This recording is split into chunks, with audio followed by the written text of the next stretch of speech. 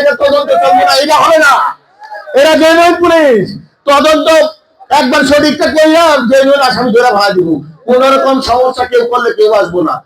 আপনারা একেবারে বললাম তো, পুলিশের সাথে কাজ করেন, পুলিশের সহযোগিতা করেন, পুলিশের সহযোগিতা নেন।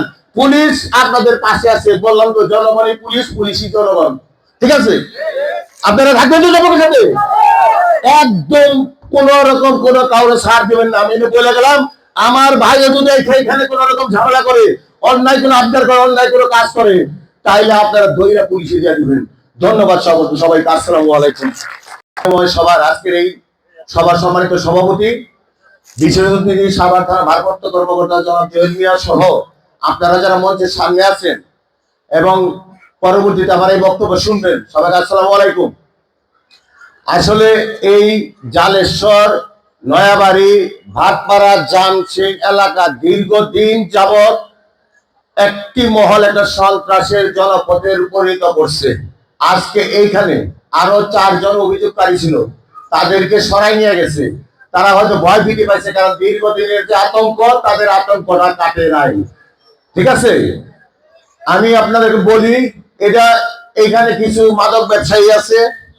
এইখানে ওই যে একজন মোটরসাইকেল চুরির অভিযোগ করলো, উনিও হয়তো ভয়ে ঠিক মতো বলে, কালকে ওনারা নিয়ে টানাটানি হয়েছে, উনি তারপরে এখানে সাহস করে আসছে। হয় কি, এখানে একটা সিন্ডিকেট আছে, সিন্ডিকেট আছে না? এই সিন্ডিকেট করে যে আপনার বাড়িতে চুরি হইব, আপনি দেখবেন চোর, তারপরে বিচার করা পারবেন না। বিচার ওরাই করবো, বিচার করে আর কোনোদিন রায় দেয় না, আর কোনোদিন রায় দেয়। আর ওটা বিচার কোনো শুরু হয় না। এই মোটরসাইকেল 2 মাস আগের ঘটনা, আমার কাছে গেছিল, আমি কিন্তু রিকোয়েস্ট করছি যে ভাই আমার নলেজ আছে, ব্যাপারটা শেষ করে দেন। উনি দেখছে, যার মোটরসাইকেল দেখছে, দারোয়ান দেখছে, দারোয়ান স্বীকার করছে, তারপরে মোটরসাইকেল উদ্ধার হয়েছে, কিন্তু মোটরসাইকেল উদ্ধার হয় নাই। এখানে একটা শিক্ষা প্রতিষ্ঠান হয়ে গেলে, একটা মাদ্রাসা হয়ে গেলে, এটা কোনো কিছু হয়ে গেলে টাকা দেওয়া লাগে। টাকা ছাড়া কোনোভাবেই এ জায়গায় কোনো প্রোগ্রাম করা যায় না, কোনো রকম কোনো কিছু করা যায় না। কিছুদিন আগে আপনার টেউটিতে একটা রিক্সার জন্য একজন লোককে বাইরে ফেলাইছে, পারছে না? নিশ্চিত এই এলাকার কেউ যদি জড়িত না থাকতো, আমি স্পেসিফিক কোনো কথা বলতেছি না, একটা এই পুরো এলাকার কেউ জড়িত না থাকলে বাইরে থেকে কেউ এই ঘটনা করে পারে? আরে আপনাকে বিশেষ না পারে না। এই যে জাহাঙ্গীরনগর সোসাইটির যে ডালটা বালুমাঠ প্রতি বছর 2টা-3টা করে খোঁড়া হয় না, তারা করে এটি সারা দুনিয়ার সব কোনকে এই জায়গায় হয়, কেউ কেউ জায়গায় আছে না? একটা ভূমি দর্শন চক্র আছে, একটা ভূমি দর্শন চক্র আছে না? এরাও মাঝে মাঝে মানুষ মেরে ফেলা যায়। কতগুলো ভূমি বই বইয়া বইয়া ইয়াতে এই জমি জমা সংক্রান্ত ঘটনা কতগুলো মানুষ করছে, বলছে না? মাদকের স্পট আছে, কেউ চুলা জ্বালায় মদ বানায়, কেউ লিয়ে আবার বিক্রি করে।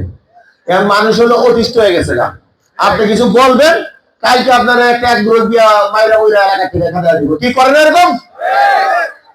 মানুষ হলো অতিষ্ঠ হয়ে আমার সহযোগিতা চাইতেছে, চম্পকের সহযোগিতা চাইতেছে। মানুষ এমন চায় যে তারা একটা নিরাপদে থাকার জন্য, ঠিক না? আর যাতে এরকম কোনো অপরাধ না হয়। এই বাটপাড়াতে একজন আছে, মা দেশে ইয়াবা আর ছেলে করে হলো চিন্তাই, প্রকাশ্যে চিন্তাই করে মাঝে মাঝে চুরি করে মেরে দিয়ে বলেছে, ধারে ধারে চুরি মেরে দিয়ে বলেছে, চিন্তা করে মোবাইল নিয়ে যায়, ঘটনা সত্য না?